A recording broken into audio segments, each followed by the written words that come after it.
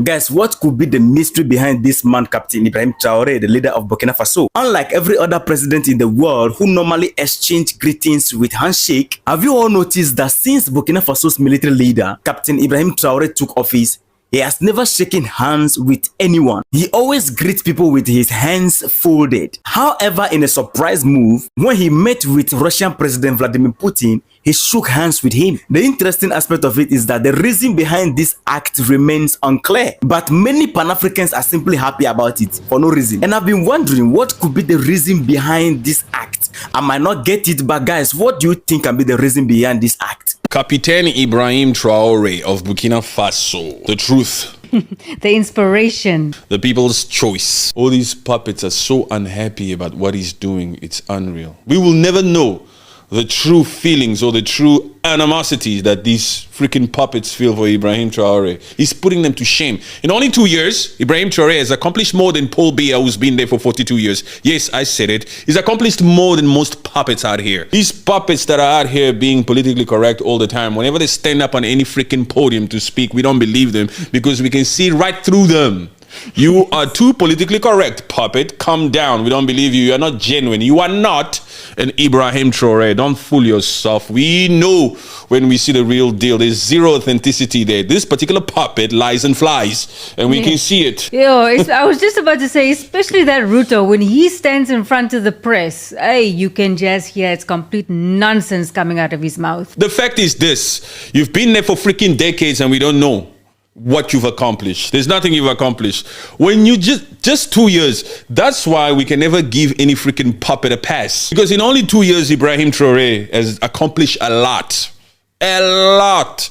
Hi guys, welcome back. My name is Robbie Masaga. Today we are diving into the fascinating leadership style of one of Africa's youngest and most loved leaders, Ibrahim Traoré, the president of Burkina Faso. He's not only making waves in Africa, but around the world. And it's high time we discuss about why he is the most loved and most admired president in Africa. I am not a politician. I'm not joking. I am a soldier. And I prefer to tell you the truth. Everyone is free to take or leave. Everyone drives around in their car. Everyone is living well. We eat in the morning, we eat for lunch, we eat at night. We do what we want to do. We are free to talk about saying what we want. It's democracy, it's the right, that's all. That's all we know about in Ouagadougou. But go ahead and see the children who have skin on their bones. Go see those who are starving. Go see those women who can no longer breastfeed because they have nothing left in their breasts. Go see them. Let's not pretend. If our journalists do not have the courage to go to the field and bring you these images, it's because we want to wash the image of Burkina. I tell you that it is false. It exists. When I tell you about the people who eat the grass, whoever wants to challenge, I'll bring him tomorrow. Go see, it continues. It has not even stopped. Because we were able to supply some villages, but others not yet. We are still on the way. No civilian can even support with trucks so that we can be in solidarity with this population. What integrity is this? What is integrity, Burkina Faso? What is it? This lack of support has deeply unsettled and revolted us. Until we address the core issues plaguing this country, we will always be revolted. For the moment, we've managed to secure some trucks in the army and have been using our own means to transport supplies. However, this hasn't really added much support for the starving populations. And even in this, there's been a distinct lack of empathy. Citizens knew about the situation, but they've remained on the sidelines. It is to say that solidarity has disappeared in Burkina. Have pity for the people. Have pity for the youth. Have pity for the children. What did these villagers do? So that when the sun sets, they find themselves in the caves under the trees. They leave the village, and in the morning they show up. They look to see if everything is okay before coming back. They sleep in the bush. They can't sleep at home. We don't tell you these truths. This is the reality of Burkina. We only see our cities. We are responsible for what happens to us, and we will be fully responsible for what follows. Either it's good or it's bad. It will depend on our behavior in the future. Everyone has to give their best. I think we can do it. I am optimistic. I hope we will get there. First of all, let's talk about his unique qualities. Unlike many African politicians who seem obsessed by power, Traore stands out. He's humble, he's focused on his mission, and like we can all see, he really wants to change the life of his people. We've seen since he entered into power, we've seen the things that he has done. He's changed the life of his people compared to majority of African politicians who only want to fight for power, because they want to do is, steal from their people and not change their life. But this man, he's young, and what he wants to do is, just change the life of his people. And that is the main reason that majority of people love Traore. We've seen how much he has done for his people. Just compare with the things that other African politicians have done. Just see how our politicians, see how much they're stealing from their people. Compare whatever that they've done to their own people with whatever that Traore has done to his people. I hear Traore doesn't take home any salary. This is someone who's not selfish. If he can sacrifice himself to work for his people for free, that is not someone who is selfish. If he wanted to steal, he would, because he has the power to do it. He would steal millions of money, resources. He would steal, but he doesn't. He sacrificed himself to work for his people because he saw how many people were suffering in his country. And if at all majority of African leaders would emulate his leadership style, I do believe majority of us wouldn't be suffering. And something very interesting has caught my attention with Traore. Have you guys ever noticed that he rarely shake hands with just any leader? He doesn't do that. He normally, he's very professional. He keeps to his distance.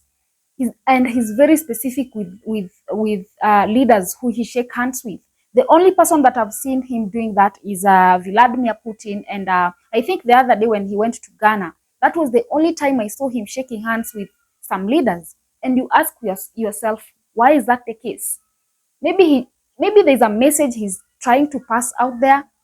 Maybe he does not agree with other leaders, leadership style.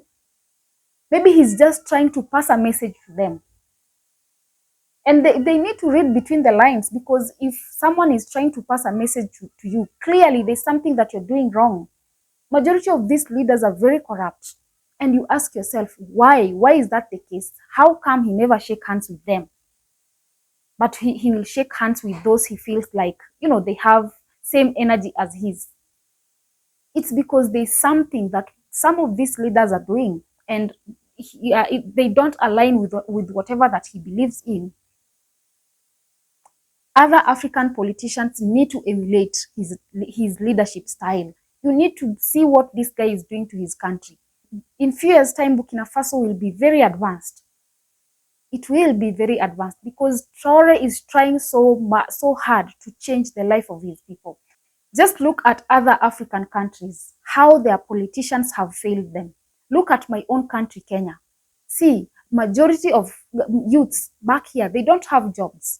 All they do is engage themselves in criminal activities because we don't have jobs. Look at South Africa. South African people, they are trying so hard to change their country, but their leaders, they are failing them. Look at Congo. Why can't these leaders emulate Traore's leadership style? Why can't they do that? And I believe he has a reason why he never shake hands with them. It's because they have a negative energy that he does not agree with. If our leaders wanted, we would be far. We would be very far as a continent. Africa is very blessed. We cannot compare ourselves with other continents. We can't. There's so much that happens in those other continents that never happens in Africa. Look, earthquake, they never happen in Africa. Wildfire, the other day we saw what happened in America. We don't have here. We have resources. They don't have resources. Well, some of them do have, but you cannot compare with what that Africa has. But our leaders, is it that the only thing we lack is brains? Do you think that is the case? And do you think Traore is trying to teach us something through his actions? That guy is a man of few words, but there is a lot that we can learn from him. But our African leaders, they are so blind, they can't see anything. He's trying to teach them something. He's trying to communicate to them. They still can't see that. We are so blessed in Africa.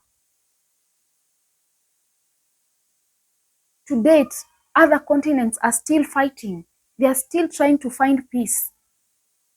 Africa is a very peaceful continent, but the only thing that is failing us is our politicians.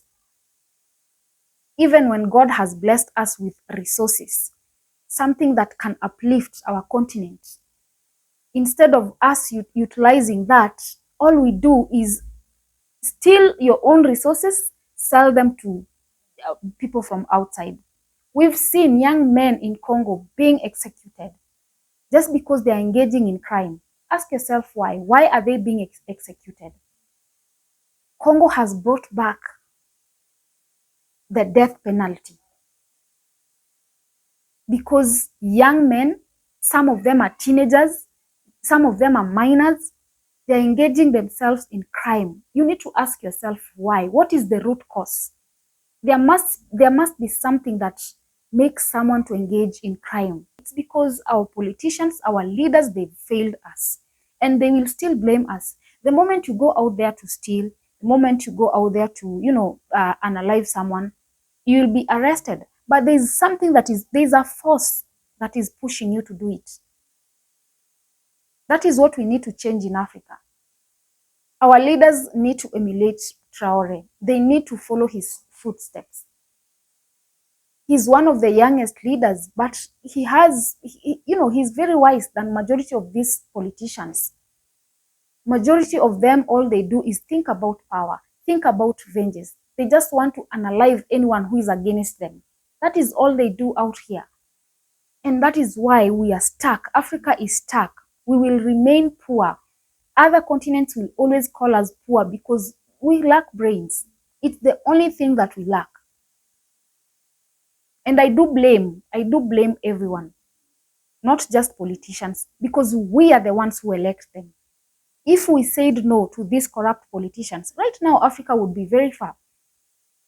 Majority of us would be rich. But some of us don't even have food, don't even have a roof under their heads. They don't because of our politicians. Just watch this space. Watch it. You'll see where Burkina Faso will be in the next few years. Burkina Faso is going to be very far. And it's because of a single man who is not selfish, who is focused into changing the lives of his people. No one wants to associate themselves with a corrupt person. And I feel that is the main reason why Traore never shake hands with majority of these leaders, because majority of them are corrupt. They are corrupt. All they do is sell us out. They sell our resources. They don't care about the moment we cry out to them, they don't listen to us. Our politicians need to wake up. They really need to wake up. We really need to do something about these guys, or else Africa is going to remain, we are going to remain poor forever. We will always be seen as beggars out there, even when we have resources to change that. Anyway, guys, I need to hear your thoughts. Do you think Traore is making a statement when he refused to shake hands with some of these leaders, or is it just a coincidence? Let me know on the comment section. Remember to subscribe, like, and share as well. And until next time,